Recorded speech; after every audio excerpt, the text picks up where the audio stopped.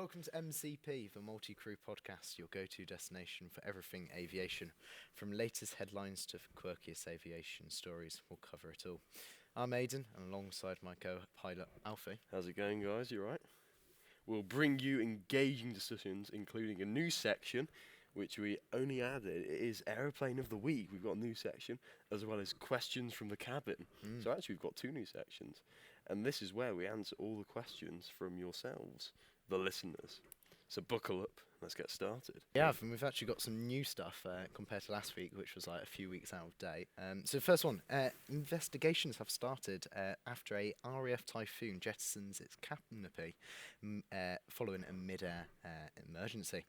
It was a suspected bird strike, and the pilot of the 11F Squadron jettisoned the canopy of his Typhoon, later requiring an emergency landing back at RAF Coningsby. So Nice way to make a convertible Typhoon. it is, yeah. That was the first thing I saw, actually, the amount of memes that came out of that. That was pretty, well, I was going to say that's pretty cool, but I don't think it'd be freezing cold. Yeah, that's crazy though, isn't it? That's our first military story we've actually ever covered. Is it? We've got a few military stories today. I was going to say, the We've got three. last military Yeah. story is the craziest That's the one. big one. It shocks me. But No one yeah, was. so Typhoon, very nice aircraft. It is very nice. I want to tell you what engines it's got, but I'll be honest, I don't EF actually know. 2000s. Rolls-Royce. I know they're Rolls-Royce. I think it's EF 2000s. Yeah, I think it is as well, to be fair. I did hear that somewhere. But should we move to years of service? 32 years of service is crazy. It's double us. Yeah, that is. Flight LH, or Lima Hotel 9898, was a route flight from Frankfurt to somewhere in Spain. Where's that? Can you... Telroon? Telroon? Somewhere in Spain. It was delivered to Lufthansa in 1993, and it had gained 67,000 flight hours. That's crazy. And that's like flying for 13 months straight. Yeah. Every day. Still find it quite cool how airplanes can last that long. Because you wouldn't expect it, would you? Because you'd think airplanes all, with safety and everything, you think they have to be updated all the time. But this is why airplanes are so cool, because they always get updated. The older models get revamped all the time, new avionics. And I mean, is it every 50 hours they need maintenance, or is I that GA I think minor. Well, with GA aircraft, I know it's like every minor service that's needed is like around 25 to 50 hours a day. Had a exhaust fault on it, so it just got a new exhaust, so it didn't sound as loud as what it used to. It's a bit of a shame, but yeah. Do you want to take away the next bit? Yeah, so the 777X has returned to the skies to continue its testing phase. BOE, or Boeing 003, flew out of Mose Lake on a test flight, marking the first flight back since the 15th of August, where the engines, some engine components broke during testing. So almost, I was going to say almost. It's quite a long time, and it's been 5 years now since the first flight of the 777X series. It still isn't out, no. And we'll cover a lot about the 777 and the whole Boeing family of 777 a bit later on in the podcast, which I'm quite excited to talk about. Because that's your section for today. Yeah. Global Airlines A380, so this is a big boy, took off from Dresden before flying up to final cruise level of 43,000 feet. Or flight level 430 for a whole interior cabin refit before entering commercial service. So Global Airlines, is that a new airline? That's their first aircraft. Their first still aircraft is what is known as the A380. Not got the best track record, has it, in terms of economy? No, so this airline's going to have a fleet of only A380s. I believe it's what you call going balls deep. They are, especially as every other airline's getting rid of them, and they've just started up with it. Because I heard a statistic, I don't know if you heard this, and which it's is quite rare that they're fully loaded. And it's even more rare that a upstarting airline with an A380 is going to be. But here's the thing. You know how sometimes they say first class isn't actually profitable to the airlines, and it's only but global airlines are fitting their aircraft with full one class configuration. Really? So it's 800 seats. So full economy, I'm assuming. Yeah. Damn. Okay. So Well, surely yeah. that's going to make it profitable I if mean, they can fully laden it. Thing is, everybody wants to fly first class, but they only want to fly it for the experience, Mm. don't they? Because why did I just spend that much money on doing this? Yeah. I mean, I've never been first class before. I've never been business class, but I'm just assuming. And I've been first class on a train. first class, yeah, same. But Not bad actually. Quite expensive for you what get you get. less diseases. Yeah, in the exactly. first class in the train. Yeah. But And it was cross country as well. Ooh. No, Avanti, sorry. Avanti West. Quite nice nice. electric train. Yeah, exactly. Pentalino. Anyway, we divulge. So our next story, the first private non-military aircraft has gone supersonic since Concorde of January. A whole 7,767 days, or 1,109 weeks since the last commercial aircraft went supersonic. Now, That being Concorde.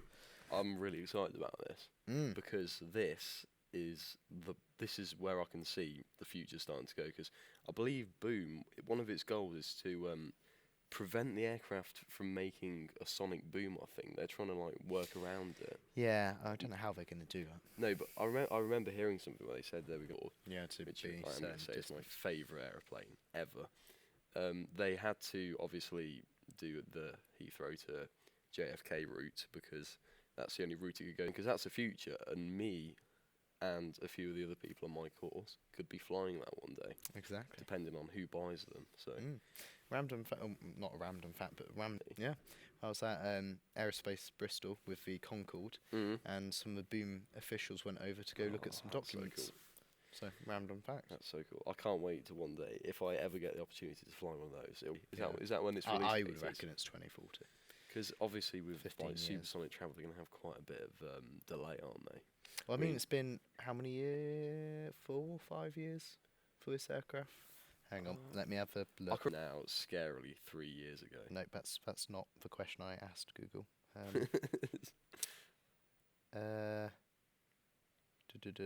don't know. Yeah, I'm not sure when its first flight. I can Google's remember own the big thing about it being commercial as well, because I believe they designed the airplane as like a bit of a scale model of what they actually want the real thing to be. So I think they have. Actually, no, it's probably just like different. probably just sections of it or something. But I know they're certainly doing. I a mean, lot of the whole testing with it. aircraft is to demonstrate that a civilian private company can. 2024 was the first successful flight. So actually, it's been just under a year since they've gone from first flight to supersonic. So it's not too slow. It's not moving too slow. Think about it. So I have to say. Next story. Yeah. Okay. So Elliston Air Force Base, is it? Yep. Yeah. Ellison Air Force Base. An F-35 was seen spirally fireable. When I saw this the first time, I'll be honest, I thought it was a computer game. I was going to say, if you can, have a look at the footage. The one that went off the end of the Queen Elizabeth. And we were Yes. joking about how many F-35 seem to be crashing. And then this one happens, and it's... They're starting to, they're starting to live to up to the fight. Boeing Yeah. name. Is it? No, Lockheed Martin. Boeing Oh, don't no. make. That is embarrassing. That is pretty embarrassing. Oof, nasty. Sorry, it's just the instant I think of a plane crash, I think of Boeing. Yeah, no, this one's Lockheed Martin. Didn't they have some with With it? Probably the flight controls being as it crashed. Anyway, so the pilot was able to eject from the aircraft moments before its terminal moment, and the pilot is said to be in a stable condition, instant being known. It did look quite odd though, didn't it? It looked like it was in a flat spin. It looked a bit scary. It did look like it was in a flat spin. Did it? I can't remember. I can't really remember the footage exactly, but it looked like it was in. Who knows? Something happened. Something happened, but obviously there's not a report out yet because it just happened. Literally happened 2 days ago. Right. So our big story. This is Well, they have now been all not dead, Confirmed. confirmed. They've been confirmed. All confirmed deceased after a PSA Airlines flight. A Bombardier CRJ-7 approached to Ronald Reagan Washington Airport. Both aircraft crashed into the adjacent Poat River. This is the first fatal incident of an American Airlines, as the aircraft was actually marketed as an American one. not 9/11. It was literally a month after. It was in Yeah. November, that one. It was also the first fatal crash of a US registered civilian airliner in the US since 2001. Bit of background. So the controller has asked PAT, or Papa Alpha Tango 25, which was a call sign used for Black Hawk. Black Hawk used to fly diplomats and important people around. Yeah, it has been confirmed that no diplomats were on board. It was just a training aircraft. But yeah, so did a firm, and following this, the control instructed them to pass behind the CRJ, and then they approved visual separation with the CRJ. That they had visual separation approved, but they never actually read back the instruction to pass behind the aircraft. Yeah. Which I'm wondering if that has something to play with it, because I this is think it quite does. a lot of people. One that made me laugh a lot is Black Hawks can be flown remotely, can't they? And which is, yeah, they can be. Yeah. And it had a diplomat on board. Maybe they flew the aircraft into because there's two pilots and a crew chief on board. And there was no diplomats except from a part of the US figure skating team on the aircraft. So unless someone really doesn't like Well, realistically, altogether 70 people just to stop figure skating. I mean, I'm not a fan of it, I'll be honest, but I wouldn't do that. Exactly. But I mean, this is a standard thing. Helicopters go on that river a lot, so as well. And the Black Hawk, it was. You said it was told, or I'm sure I heard they say it was told to go behind it visually. Yeah. So it was told to. It saw it, had it in sight, and was told to go behind the here. Which would seem quite odd, to be honest, because you'd always hear a behind call, wouldn't you? Well, I mean, they managed to hear the instruction before and after, so. But we can only speculate. It was quite weird, especially it being a military as well. You'd think that would They would know what they were doing. That sort of stuff wouldn't happen. Anyway, plane of the week, our new section. I should say drum roll please. One of our new sections, airplane of the week, and we're going to kick it off with the thinking about it, quite a revolutionary aircraft. Beautiful as well. Yeah, it is quite big. We'll be talking about a few facts, but the 777 program was first launched in entered service in 1995 with United Airlines. There was multiple different variants of the 777, which included the 200, 200ER, the 300, 300ER. Don't know what ER stands for. What does ER stand for? ER stands for extended range, and LR stands for long range, I believe, as well. Yeah. You can debate what the difference of extended and long. The coolest one is the freighter, because it is based on we'll get to that in a minute. Because I'm too excited to talk about this. The original 777-200 had a range of 5 other factors like weather and stuff. By the way, that is a very far distance. I'd love to tell you where from where it is, but I can't really picture on a map like the distances. But it's very far. 3 times. Yeah, quite a few times. Probably we'll quite probably a few be flying thousand for times. about a few years. Well, not years, but anyway, depending on the weight, and other fans use the 777-200s. They're also powered by some incredible Pratt & Whitney PW4000 high bypass turbofan jet engines. But the 777 could then haul up to 369 passengers, which is quite a lot. And the 200s are renowned for their long range, like I said, 7,700 nautical miles.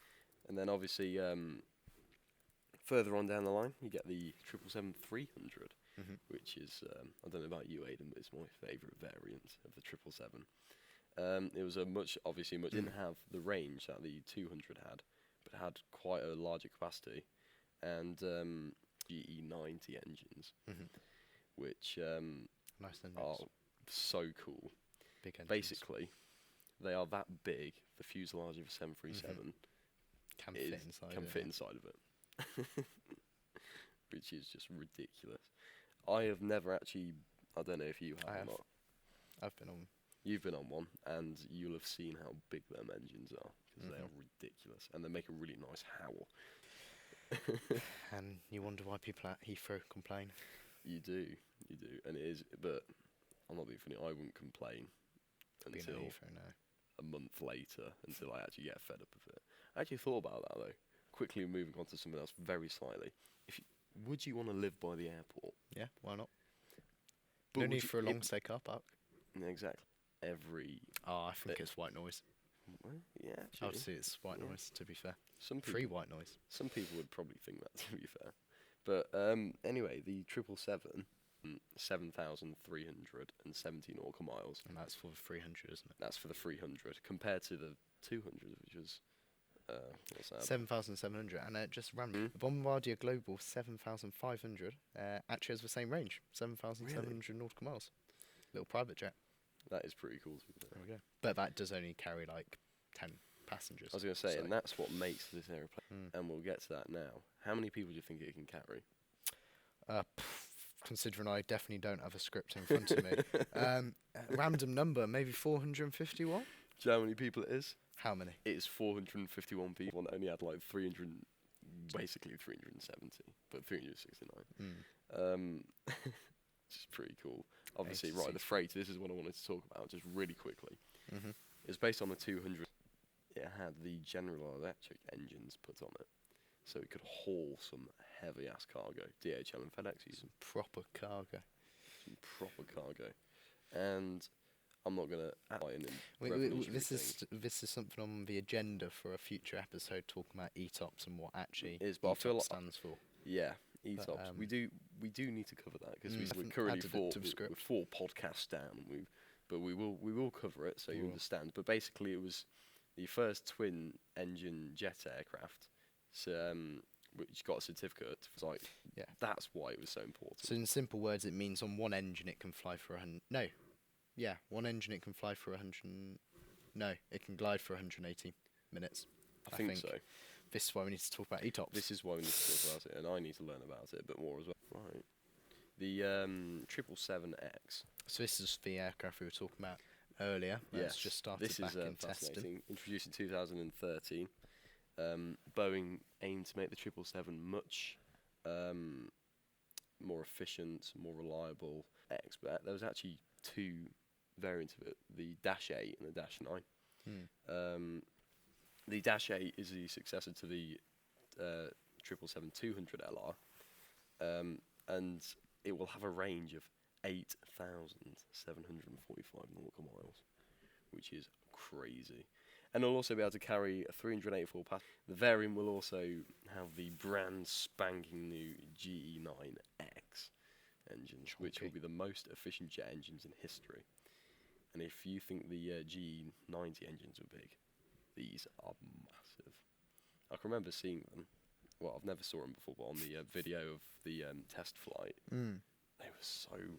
For the 300 ER's place, and that'll have a capacity of 426 people, and go a distance of 7,285 nautical miles. And the party piece of these is they have the folded wingtips on them. They do, yeah. Which is pretty cool. Wingtips down is 235 feet, which is much bigger than most buildings. Yeah. It is crazy. And obviously that gets put down to 212 feet when the wings are folded up. So the compared to this, the main competitor for the triple orders, like big airlines have ordered, like Emirates, Lufthansa, Qatar and Singapore Airlines have ordered these already. So don't blame. No, neither can I. If I had that money, I would. I'd love to tell you how much one is, but I don't know. Have they made a BBJ version of it? Boeing Business Jet. They had a BBJ of the 777, I think. They did, but I'm wondering... Craft of the Week covered. That is. And that was, I just want to say, that was quite a long section. That was. But there was... A lot of technical figures. A lot of technical figures, but... We'll have to see the feedback on that section. But move on to our second... We'll probably get rotten tomatoes and cabbage thrown at us for that. Exactly. But we'll see. So segment. We'll get some questions from the viewers, the listeners. Yeah. Podcast. One of the funny questions that a few people say to us is, Alfie, Who's talking? Is it Alfie or is it Aiden? Yeah, that's been quite an often that's question. Yeah, apparently you sound quite talking now, and Aiden's staying quiet. I am. And So now Aiden's now talking. Yeah, exactly. So our first question: how do you think the current situation in LA will affect the Olympic flights now? So this was on our second episode, I think it was, when we covered the wildfires, talk wasn't it? about So the wildfires that struck Los Angeles in January 2025 have, luckily, key Olympic venues and infrastructures have remained unscathed, and the International Olympic Committee have confirmed significant damage on parts of the city, leading to the discussions about the broader implications. That's what I'm looking for Los Angeles as it prepares for the Olympics. So in short terms, it will continue. The fires haven't actually affected something. However, these fires seem to be happening every year, so potentially in the year 2028 something could be affected. But I'm not gonna lie, I don't really care about the Olympics a little bit. When was the last time you watched the Olympics? I actually really like the Olympics. Right. I was saying to my friend today, I was like, this year I'm watching the Olympics religiously. No, especially as it's a Winter Olympics. I suppose you're into your sport, aren't you? A little bit. Well, I like winter sports. Bit of skiing, a bit of curling, a bit of Yeah, I don't mind curling. I love watching the people in the front really going at it with a brush. Squeegeeing. Squeegee. Yeah, that sort of thing. And our second question is, will airports and the new liveries be relevant due to the total devastation of that area? Well, so Delta Airlines is the only airline that is currently to 28 Olympics and the Paralympics. In August 2024, Delta introduced a custom-designed A350, which showcased a gradient blend of Delta's signature red and blue with the Olympic gold, which created a sunset-like effect that transitioned into a starry motif. The aircraft will also display history of hosting the Summer Games in 1932, 84 and the upcoming 28. Notably, the livery incorporates the Delta winglets into the LA-28 emblem, marking it a first in Olympic and Paralympic movement history. So anything about LA itself, like any bridges or anything like that. So the liveries are still relevant because nothing's really changed, has it? And I mean, the amount of money it must have cost to repaint the aircraft. What do you actually think about the livery? I quite like it. So I think it's alright, to be fair.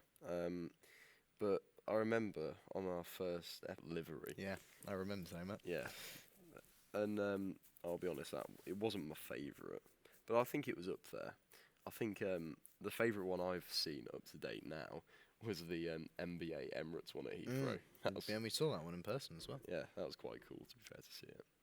Right. So that marks the end of this episode. That does mark. Okay, I'll do that. So last week's question was, what is the average cruising level of a commercial airliner? We had a few good guesses, and the answer was 35,000 feet, or flight level 350, if I'm going to be pedantic. Yeah. From 10,000 feet all the way up to 43. Concorde used to do it at 60, which is crazy. There we go. Exactly. And this week's question is, what is the name of the invisible force that helps an aircraft lift off the ground by reducing air pressure on top of the wings? Which is A, thrust, B, drag, C, lift, and D, gravity. I feel like I'm on an episode of Who Wants to Be a Millionaire. Yeah, I was thinking of the chase. That's different, isn't it? Yeah. We're going to have the Dark Destroyer after us. We are. Or, yeah. Do you know what? My nan's a big fan of Chase. Is she? Yeah. To be fair, my grandma's also a large fan of the Chase as well. I had to grow up in that. Awkward moment where we look at each other and like, and what do we say? say? Thank you for listening multiple times, but we do appreciate anybody that does listen to this. Yeah. And again, if you've got any feedback, if you want us to add any sections, remove any sections, let us know. Let us know. But yeah, like, subscribe, and share to your nan. Like Next time. Next time we upload this interesting podcast. Yeah, there we go. Right. Take care, everybody.